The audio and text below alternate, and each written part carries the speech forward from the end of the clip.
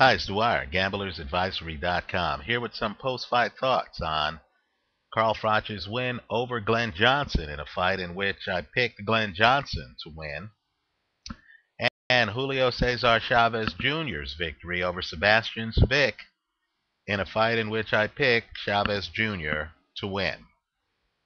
Now, first, let's talk about Carl Froch and Glenn Johnson. I've gotten emails from people telling me, hey, you shouldn't be picking underdogs in fights, yada, yada, yada. Understand, when I'm making a choice on a fight and I'm picking a winner in the fight based on styles and what I think that fighter's strategy is going to be, the only reason I'm picking that fighter is because I believe he's going to win the fight. The reason I picked Glenn Johnson to beat Carl Froch was because I thought Glenn Johnson was going to win the fight. So the fact that he was a 3-1 underdog here in the United States and a greater than 4-1 underdog in the UK really played no role in my decision to pick him. I do pick favorites as well. I picked Vanis Martirosyan this weekend. I do pick favorites in fights in which I feel that favorite has the advantage. Here, I thought going in that Glenn Johnson had the advantage. I'll explain my reasons why. And Carl Froch exceeded my expectations. I give him all the credit. He won the fight on my scorecard. I congratulate Carl on making it to the Super 6 finals against Andre Ward. Let me just say, the reasons why I picked Glenn Johnson over Carl Froch was, first, Carl Froch defensively really hangs his left hand awfully low. That's a walking invitation for a straight right hand. And Glenn Johnson throws a pretty good straight right hand. So going in, I thought Johnson would be able to shoot a straight right over Froch's low left, just like Mikhail Kessler and others had done. In addition, and I know this is controversial, but I'm giving you my opinion. In addition, I don't believe Carl Froch has much of an inside game. In other words, for all the tough guy persona and all the confidence he shows, I think once someone gets inside, all Carl Froch can do really is scamper away. Right? I don't think Carl Froch can stay and fight like Manny Pacquiao did in the 5th round against Antonio Margarito. Nor do I think that Carl Froch knows how to tie someone up, clinch them, hold on to them, turn them, like David Haye ironically did against Mormac, and like Floyd Mayweather did against Sugar Shane Mosley, when both of those guys got cornered, got stung by hard punches. Right? I believe rather Carl Froch, when a fighter gets inside, is very vulnerable and is there for the taking. Now, in this fight, I thought it was interesting that in the post-fight interview, Jim Gray of Showtime talked with Froch about the fact that Glenn Johnson's right hand seemed to find its way to Froch's chin repeatedly throughout the fight. The two literally spoke about their chins. They talked about Carl Froch's chin, and Carl Froch admitted that he did feel some of Johnson's punches. Gray even asked Froch whether his chin was the best part of his game, and Froch's response was simply that if it were only about chins, then Glenn Johnson probably would have won the fight, because Glenn Johnson has arguably the best chin in the sport, having never been stopped since the 1990s. Well, the point is simply this. Carl Froch gets hit. He gets hit by right hands. Also, with regard to the right hand, Jim Gray interviewed Glenn Johnson after the fight. I'm a big believer in hearing what guys have to say about what happened in the fight. And Glenn Johnson actually made the claim that he felt that he could land that right hand at will. Right? Glenn Johnson's words. Now, if you look at the 3rd round, with 145 left in the 3rd round, for the first time the entire fight, Glenn Johnson finally backs Carl Froch up to the ropes. Carl Froch's back hits the ropes. Glenn Johnson hits him with a right hand right on the chin. It rings Carl Froch's bell. Now, what Carl Froch does next, in my opinion, defines him, right? Does Carl Froch fight his way out like Manny Pacquiao does? No. Does Carl Froch grab Glenn Johnson, pull him close, show an ability to tie up Glenn Johnson like Ali used to tie up people like Joe Frazier, right? Clinching's a big part of the sport, like Andre Durrell tied up Carl Froch when they fought. Carl Froch doesn't do that. I don't believe Carl Froch knows how to do that. Rather, what Carl Froch does is he did an impersonation of Amir Khan in the later rounds.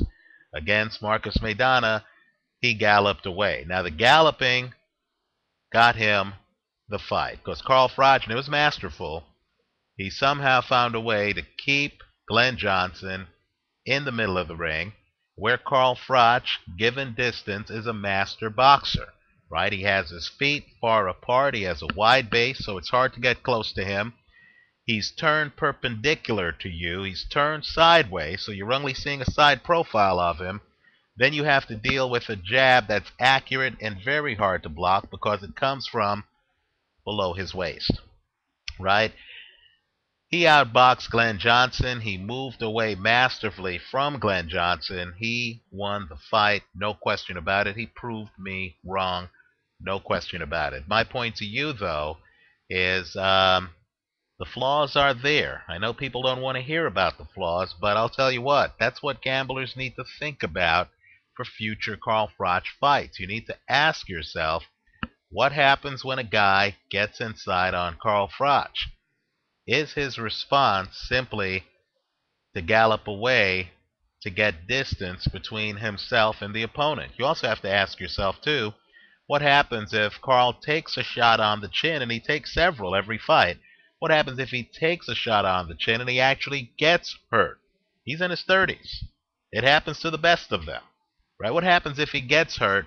What are his survival instincts? When he got knocked down by Jermaine Taylor, he was lucky. That was at the end of the round, right? Not much time was left in that round. What happens if he gets his bell rung early in the round? I think Carl Froch remains a vulnerable fighter. Let me point out, too, that Alan Green, who I know looked terrible in the Super 6, actually is a pretty good fighter in the middle of the ring. In the middle of the ring, he actually resembles Carl Froch a bit. He looked terrible against Andre Ward because Andre Ward kept him on the ropes and fought the same fight that Julio Cesar Chavez Jr. fought against Sebastian Zbik, right? That's the kind of fight I believe would give Carl Froch problems. If you get inside on Carl Froch, I don't think he knows how to respond, especially when he doesn't have the space to get leverage and power on his punches. I think it's a hole in Carl Froch's game, and I don't mean to pick on Carl Froch. Understand, I believe every fighter in the sport has holes in their game and are vulnerable against the right kind of styles. Let's talk about Sebastian Zbik against Julio Cesar Chavez Jr. I'll say this, even though I picked Jr., I was a little bit put off by the fact that Jr. came in so far above the middleweight weight limit.